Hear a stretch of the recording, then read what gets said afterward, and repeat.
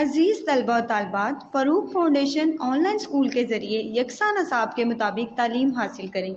अगर हमारी वीडियोस पसंद आएँ तो चैनल को सब्सक्राइब करें और दोस्तों के साथ शेयर करें और बेल आइकन को लाजमी दबाएं ताकि आइंदा आने वाली तालीमी वीडियोस आप हासिल कर सकें। अस्सलाम वालेकुम बच्चों, उम्मीद है आप सब खैरियत से होंगे। बच्चों, ऑनलाइन स्कूल से आप मुकम्मल तालीम हासिल करके बोर्ड का इम्तहान बराए जमात नहम और दहम बेहतर तौर पर पास कर सकते हैं। आप अपनी उम्र और तालीम के मुताबिक मज़ीद तालीम हासिल करें। वालिदैन से फ़ोन या कंप्यूटर पर हमारी वीडियोज़ के ज़रिए तालीम हासिल करने की दरख्वास्त करें। रोज़ाना 1 से 2 घंटे ऑनलाइन पढ़ाई करें और जब आप स्कूल जाएंगे तो आपको मज़ीद किसी मदद की ज़रूरत नहीं होगी। इस तरह पढ़ाई करके अपना वक्त और वालिदैन के अखराजात में बचत कर सकते हैं। ऑनलाइन स्कूल की कोई फ़ीस नहीं है। आप जूम पर भी क्लासेस का फ़ायदा उठा सकेंगे। हर मज़मून की मुकम्मल तालीमी वीडियोस मौजूद हैं। Students, I am taking all these contents of this chapter from the Punjab textbook board. Today we are going to discuss about the lesson number 1, Fair Dealings of Hazrat Muhammad sallallahu alaihi wasallam and its exercise. First of all, I'm giving you some brief introduction about this chapter.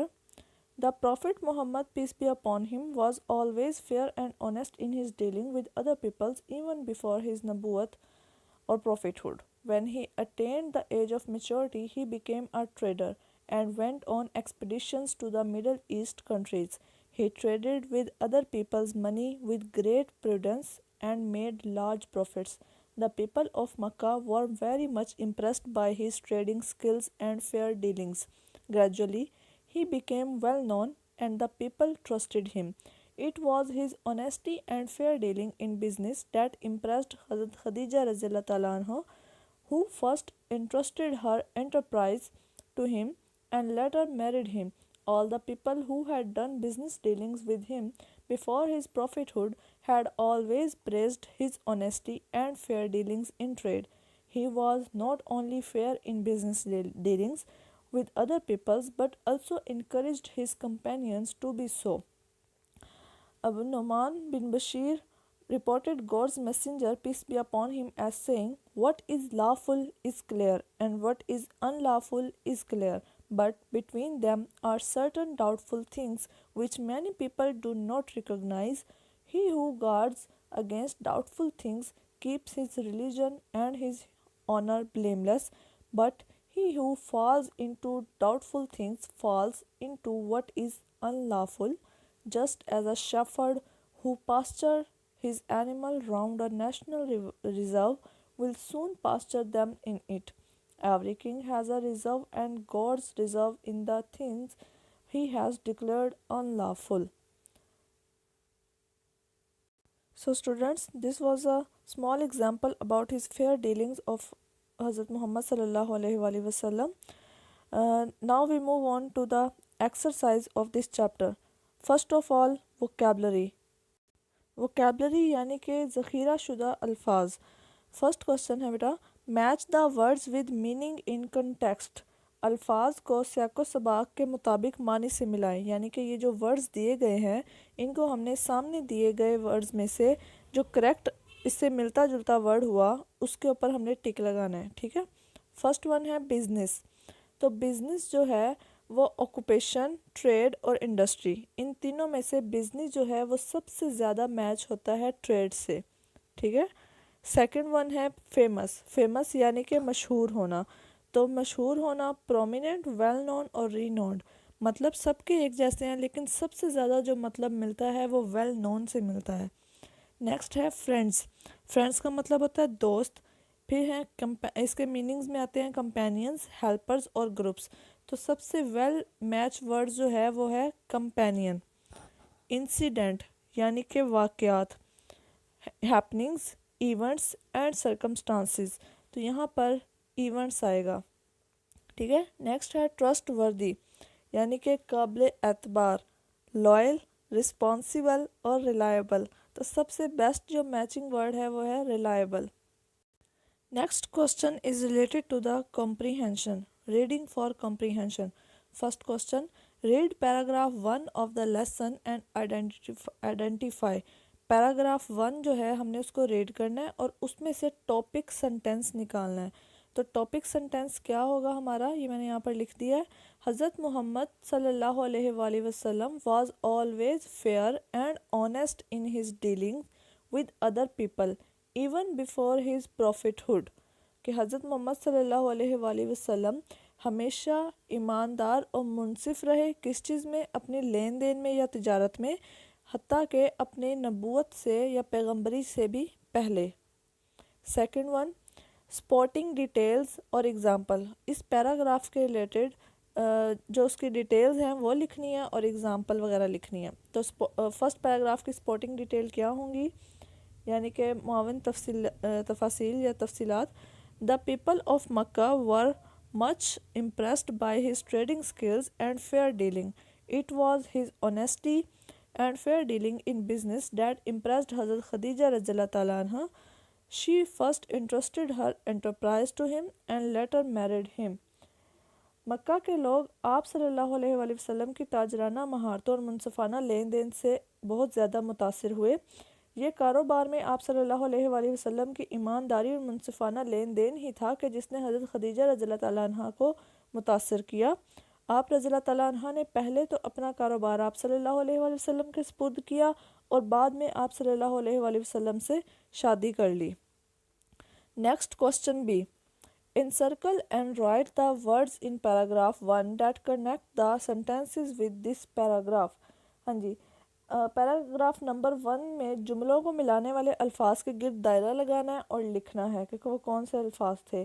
तो first word है even, फिर है when, and, that, who, not only, and, but also।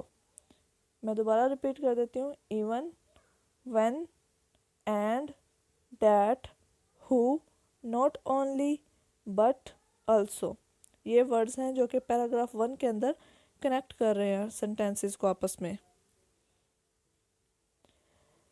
Next one is related to the comprehension। C question, answer the following questions.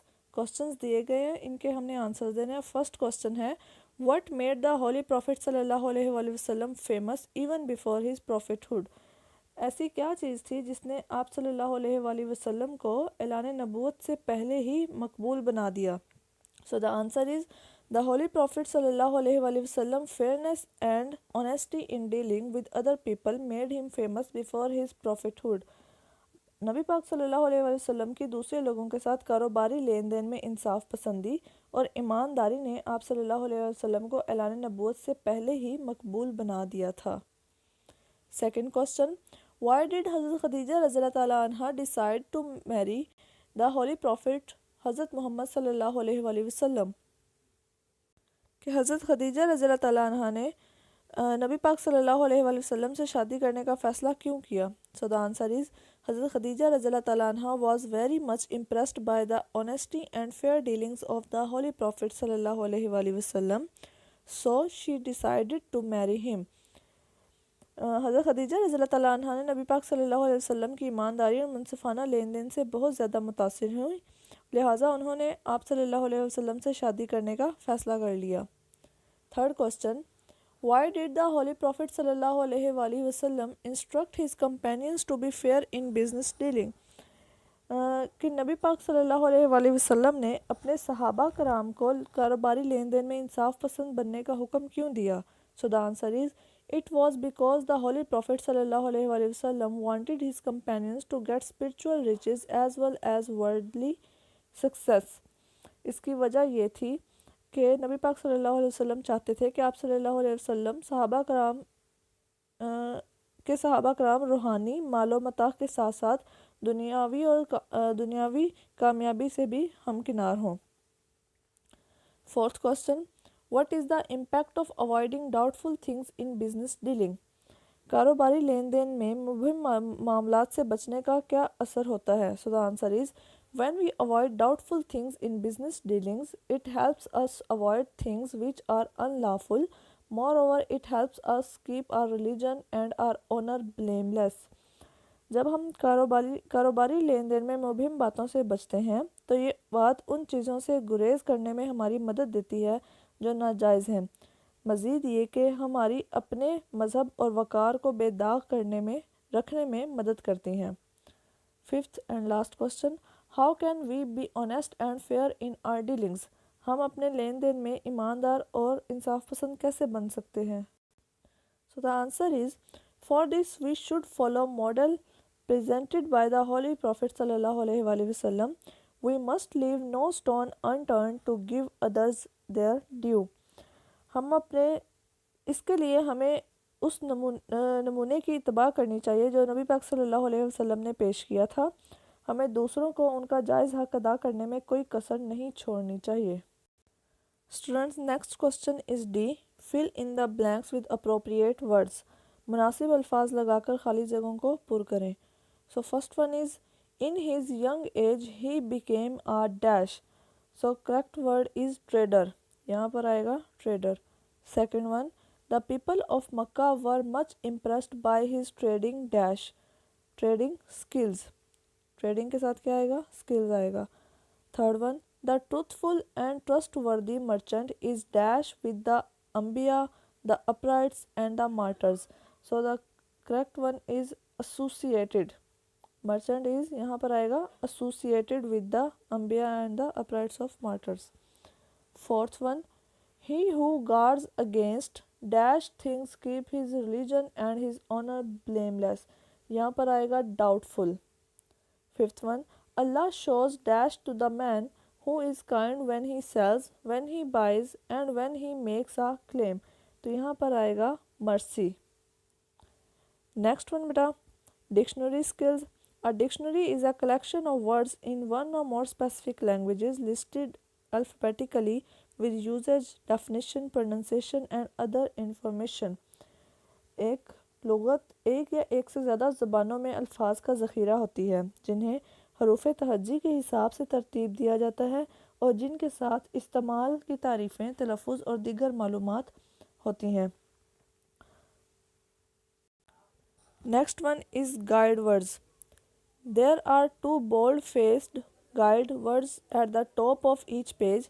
Guide words help you find the word you want to look up. The guide word on the right show the last entry on that page. हर सफ़े के ऊपर मोटी लिखाई वाले दो guide अल्फाज हैं। Guide words आपको वो लफ्ज़ ढूंढने में मदद देते हैं जिन्हें आप लुग़त में देखना चाहते हैं। दाएं जानिब गाइड लफ्ज़ उस सफ़े के आखिरी एंट्री को ज़ाहिर करता है। Next one is entry words. An entry word is a word that you look up in the dictionary. Entry words are printed in bold and they are listed in alphabetical order. Entry words वो लफ्ज़ हैं जिसे आप लुग़त में देखते हैं। Entry अल्फाज को मोटी लिखाई में लिखा जाता है और उनकी हरूफ तहज्जी के एतबार से फहरिस्त बनाई जाती है। Next, grammar. Read the sentence given in the line 4 of the first paragraph. In his young age he became a trader. The word trader is a common noun. हाँ जी, यहाँ पर जो ट्रेडर है ये क्या है? कॉमन नाउन है. It is a profession in the same way we have other professions.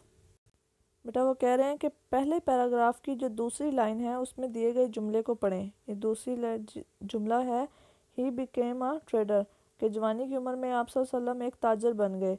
तो लफ्ज़ ताजर जो है वो एक कॉमन नाउन है. ट्रेडर यानी कि ताजर क्या है? एक कॉमन नाउन है. ये एक पेशा है. इसी तरह हमारे दीगर पेशे भी हैं. सबसे पहले हमने ये देखना है कि कॉमन नाउन होता क्या है. यहाँ पर कॉमन नाउन की डेफिनेशन दी गई है. A common noun is a word that names people, place and things. They are not the names of a single person, place और thing. For example man, cat, book, school. इसम नकरा यानी कि common noun एक ऐसा लफ्ज़ है जो लोगों, जगहों और लोगों और जगहों और चीज़ों के नाम का होता है. वो किसी ख़ास वाहिद शख्स, जगह या चीज़ के नाम को नहीं कहते. मिसाल के तौर पर आदमी, बल्ला, किताब, स्कूल. ठीक है. अगर मैं आपको कहूँ कि आदमी, ठीक है, तो ये कॉमन नाउन है. लेकिन अगर मैं आपको उस आदमी का नाम साथ में बता दूँ तो वो क्या बन जाएगा? प्रॉपर नाउन बन जाएगा. जैसे कि मैं कहूँ बुक, तो बुक कॉमन है, कॉमन नाउन है. अगर मैं साथ में कह दूँ इंग्लिश बुक तो ये क्या बन जाएगा? प्रॉपर नाउन बन जाएगा. Question A, related to the grammar. Fill in the blank using the common noun given below. In common nouns को यूज़ करते हुए हमने ये fill in the blank fill करनी है. First one, a person who sails on the water is called a sailor. A person who acts in a, यहाँ पर हम नंबरिंग देते हैं, सेलर के ऊपर 1 लिखा है मैंने. Second, a person who acts in a play is called an dash, यहाँ पर आएगा एक्टर. ठीक है, सेकेंड वाला. Third, a person who tells lies is called a, हाँ जी, एक ऐसा शख्स जो कि झूठ बोलता है तो उसको हम क्या कहते हैं, लायर कहते हैं. A person who bags is called a beggar. A person who has studied law is called a lawyer. एक ऐसा शख्स जिसने लॉ पढ़ा है उसको हम लॉयर कहेंगे. ठीक है, लॉयर और लायर में फ़र्क है. लायर जो होता है वो झूठे को कहते हैं और लॉयर जो होता है वो वकील को कहते हैं. Second one, pick out the 5 proper nouns from the lesson. इस लेसन में से कोई से भी 5 प्रॉपर नाउन हमने फाइंड आउट करने हैं. तो वो कोई भी प्रॉपर नाउन हम ले सकते हैं. फर्स्ट ऑफ ऑल हम देख लेते हैं प्रॉपर नाउन होता क्या है. Definition: A proper noun is a name of a specific person, place or thing. The first letter of a proper noun is always represented by a capital letter like Khadija, Lahore.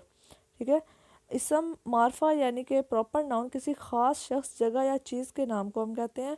Proper noun का पहला हर्फ हमेशा बड़े हरूफ यानी कि capital letter से ज़ाहिर किया जाता है. मिसाल के तौर पर खदीजा में के और लाहौर में जो पहला लफ्ज़ एल है वो बड़ा होगा. ठीक है, तो अब हम देखते हैं कि चैप्टर में कौन से 5 प्रॉपर नाउन थे.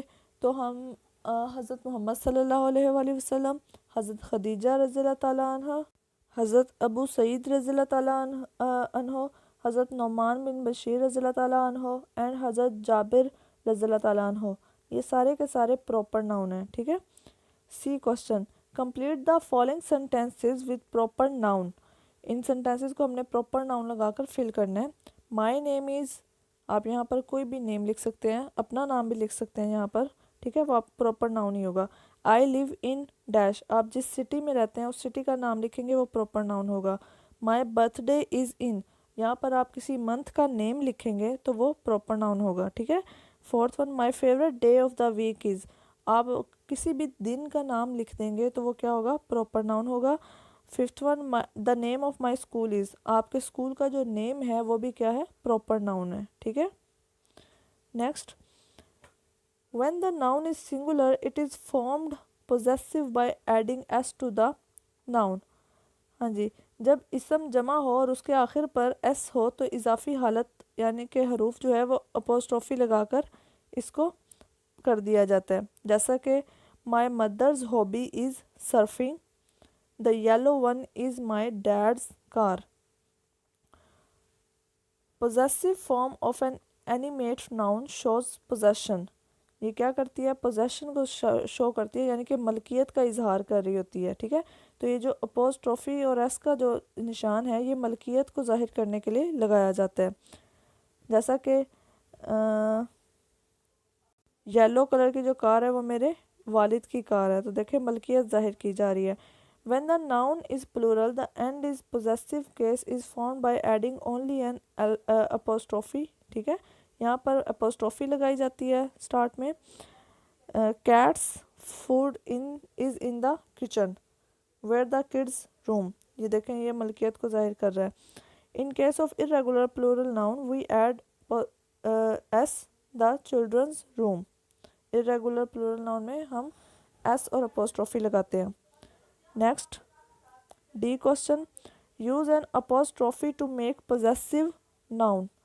पोजेसिव नाउन बनाने के लिए अपोस्ट्रोफी यूज़ करनी है. तो यहाँ पर हम लिखेंगे मारिया, और कंप्यूटर को कैसे लिखेंगे, मारियाज कंप्यूटर, मारिया लिखकर फिर उसके बाद हम यहाँ पर ये निशान लगाएंगे और फिर उसके बाद आगे हम लिख देंगे S.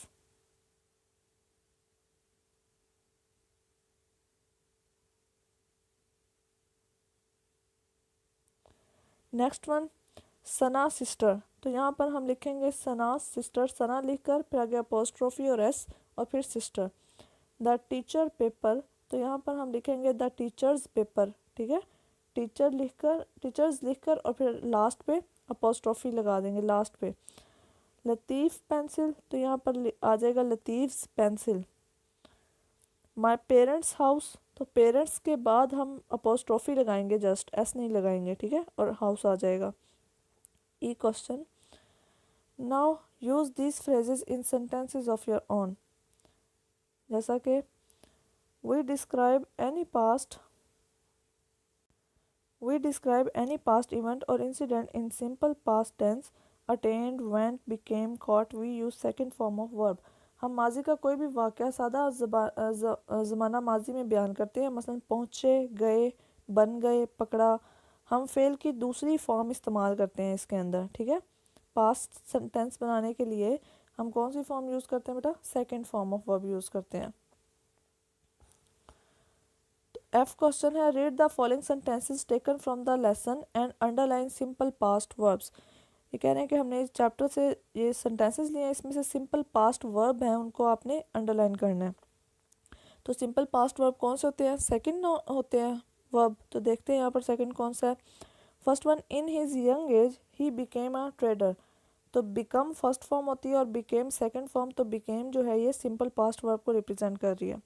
Second, he traded with other people's money with great care. तो यहाँ पर ट्रेडेड जो है ये सेकंड फॉर्म ऑफ वर्ब है। द रसूल सल्लल्लाहु अलैहि वसल्लम advised his companion to avoid doubtful thing in business dealing. यहाँ पर एडवाइज्ड सेकंड फॉर्म है।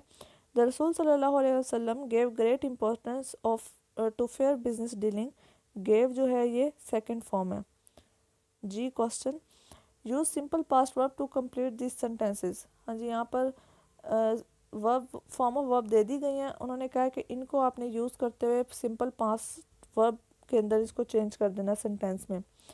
तो I dash a snake last night. तो पास्ट है तो हमने कौन सी फॉर्म ऑफ वर्ब यूज़ करनी है? सेकंड। तो सी की सेकंड फॉर्म ऑफ वर्ब क्या होती है? सा। तो यहाँ पर आएगा आई सा a snake last night. Second, she dash late yesterday. कम की सेकंड फॉर्म क्या होती है? came. C-A-M-E. She came late yesterday. Third one, they dash for a walk on Sunday. go की सेकंड फॉर्म क्या होती है? went. They went for a walk on Sunday. Fourth, we dash football last week. Play की second form क्या होती है बेटा? Played. Play के बाद ईडी लगा देना आपने। Fifth one, she dash a long story in the test. Write की सेकंड फॉर्म होती है रोट। आई की जगह पर आपने ओ लगा देना तो रोट बन जाएगा, ठीक है। Next, pick out regular and irregular verbs from the lesson. First of all देखते हैं रेगुलर वर्ब्स होता क्या है। Regular verb has ED ending. एक ऐसा वर्ब जिसके एंड में ईडी आ जाए वो रेगुलर वर्ब होता है, जैसे कि अटेन से अटेंड। और इरेगुलर वर्ब क्या होता है? जिसके एंड में ईडी ना आए, जैसे कि बाय से बॉट, ठीक है। तो चैप्टर में से आपने, ये आपका होमवर्क है कि आपने जितने भी रेगुलर और इरेगुलर वर्ब्स हैं उनको आपने सेपरेट करके लिखना है। अच्छा, नेक्स्ट है I question, capitalise and punctuate the following sentences. इनको आपने कैपिटल जहाँ पर लिखना हो वो वर्ड कैपिटल लिखें और इनकी पंक्चुएशन लगाएं। फर्स्ट वन, पहला जो वर्ड होता है वो कैपिटल होता है, तो डब्ल्यू यहाँ पर क्या आएगा? Capital. What is your name. देखें क्वेश्चन पूछा जा रहा है तो इसके एंड पे क्या आएगा? क्वेश्चन मार्क आएगा यहाँ पे, नेम के बाद question mark. Second, I like my school. तो इसका आई जो है वो कैपिटल आएगा और स्कूल के लास्ट पे फुल स्टॉप आएगा, ठीक है। Third one, what are beautiful watch. यहाँ पर व्हाट जो है वो डब्ल्यू उसका कैपिटल आएगा और लास्ट पे वॉच के बाद ये इंटरजेक्शन का साइन आएगा। इंटरजेक्शन का साइन आपको पता है ना कैसे होता है? इसके लास्ट पे ये डॉट लगाना है। Fourth one, it's a great news. तो यहाँ पर इट्स का आई कैपिटल आएगा, ठीक है, और न्यूज़ के लास्ट पे फुल स्टॉप आएगा। Fifth one, are they playing football. Are का ए कैपिटल और फुटबॉल के लास्ट पे क्वेश्चन मार्क आएगा क्योंकि यहाँ पर क्वेश्चन पूछा जा रहा है। Next question is related to the writing skills. Change the following sentences into negative and interrogative. हाँ जी, सेंटेंसेस दिए गए हैं, इनको हमने नेगेटिव और इंटरोगेटिव में चेंज करना है। First one, birds flu in the air. तो अगर हम इसको जब नेगेटिव में चेंज करेंगे तो कुछ ये ऐसा होगा, birds do not fly in the air, do not fly. Second one, they worked hard in exam. तो ये आएगा, they did not work hard in exam. ठीक है, और जब हम इसको इंटरोगेटिव में चेंज करेंगे तो डिड स्टार्ट में आ जाएगा, did they work hard in exams. Third one, we look at the map. तो नेगेटिव सेंटेंस में आएगा, we did not look at the map, और इंटरोगेटिव में did we look at the map. Fourth one, the man killed a snake. तो negative sentences में इसको हम ऐसे बोलेंगे, the man did not kill a snake, और इंटरोगेटिव में डिड स्टार्ट में आ जाएगा, did the man kill a snake question mark. Fifth one, I wrote a letter. इसको हम नेगेटिव में चेंज करेंगे, I did not write a letter, और इंटरोगेटिव में लिखेंगे, did I write a letter. Last one बेटा, ग्लोसरी। ग्लोसरी के अंदर आपके चैप्टर के डिफ़िकल्ट वर्ड्स दिए गए होते हैं, उनके मीनिंग सामने लिखे होते हैं। ठीक है, synonym type. First one, associated यानी कि वाबस्ता रखना, joint with people for common purpose. Dealing यानी कि कारोबार, one's manner of acting towards other, business भी कहते हैं, या कॉन्टैक्ट्स एंड ट्रांजैक्शंस भी कहते हैं। एम्ब्रेस्ड कबूल करना, means accepted whole heartedly. Interested हवाले करना, give something to someone to take care of और डील विद। इम्प्रेस्ड मुतासिर करना, produced a strong, lasting and usually favorable impression on someone. Martyr यानी कि शहीद, someone who dies for his religious belief. Mercy मेहरबानी या तरस खाना, kindness shown when punishment is possible. Trustworthy, able to be trusted or dependent on, reliable. Upright means रास्तबाज या सच्चा, possessing moral correctness.